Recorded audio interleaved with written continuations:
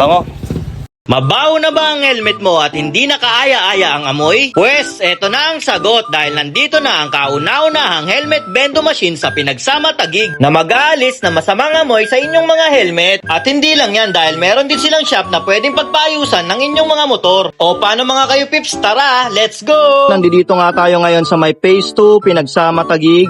Dito lang yan sa may Block 30 Lot 1 at dinayo nga natin tong JMKM Motor Shop. Dito nga mga kaipips, meron sila dito yung kauna-unahang bendo cleaning machine ng helmet sa Taguig, Pinagsama. At meron din sila dito syempre shop ng mga motor. Tara mga kaipips, subukan natin yung cleaning bendo nila at tanungin na rin natin kung ano pang mga services meron sila dito sa kanilang shop. Boss, anong pangalan ng store nyo, boss? Ang pangalan ng shop namin, JMKM Motor Shop. Anong oras po ito nag-o-open? Ang open ng shop namin, 9 a.m. to 7 p.m. Daily po yun. Opo, wala kaming day off. Boss, kailan to dumating yung cleaning bendo nyo sa helmet? Ang nakaraan buwan lang. Ano pa po yung mga ino-offer nyong services dito sa may shop nyo? Ang ino-offer namin na service dito, linis ng panggilid, linis ng throttle body, carb cleaning, tune-up, engine refresh, at marami pa. Boss, matanong ko na din po pala, saan po yung location ng shop nyo? Ang location ng shop namin, Block 30, Lot 1, Barangay Pinagsama, Phase 2. Ang landmark namin, Redo CNF Pinagsama. Yun, thank you boss. Thank you. Eto nga pala mga kaipips yung price doon, no? Pag magpapaklining ka dito ng helmet mo, eto na rin yung instruction sa baba mga kaipips. Yan. Eto mga kaipips, no?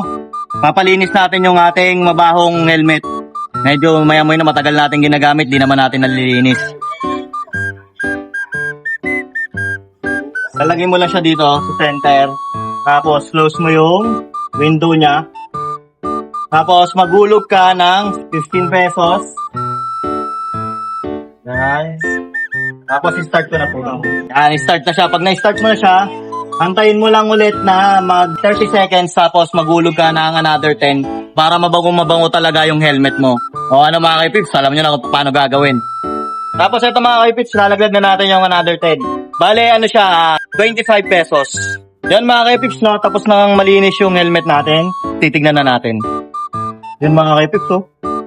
Bango ng amoy. Yan, oh.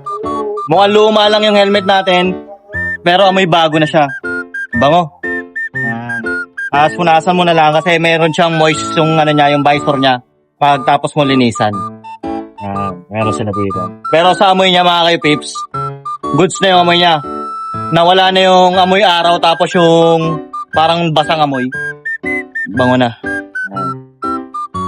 Sa halagang 25 pesos lang yung mga kaipips. Hindi mo na nga kailangan pumunta pa ng signal. Dito lang sa Pinagsama meron na tayong bento machine na makakapaglinis ng helmet mo. So kung taga dito ka nga sa Pinagsama, puntahan mo na to. Sarbong, ano yung ginagawa nyo dyan? CVT cleaning, boss. Ano po yung mga ginagawa dyan, boss, para malaman ng mga tao, boss, pag ganyan, boss, CVT cleaning? Sample lang sa dragging, bossing. Pagka-dragging na siya, may issue din na madumi, yan. Tapos doon mo makikita yung mga parts na mga palitan. At sa mga ganyan po ba, boss, pag hindi nalilinis na, nagkakaroon din po ng problema yung motor pag ganyan? Oo, kailangan mo rin talaga i-check yung CVT set ng panggilid. Tanong ko na rin, boss, mga ilang buwan yung kadalasan pag ganyan magpapa-cleaning ka na CVT? 2 to 3 months, boss. Okay na yun sa maintenance mo dun sa panggilid. Yan, mga kaipips, 2 to 3 months pag magme-maintenance ka para laging healthy yung motor nyo at kondisyon. Yan mga kaipips, pag napadayo kayo dito sa may Pinagsama Taguig, dito sa may Block 30 Lot 1, dayuin nyo na tong JMKM Motor Shop.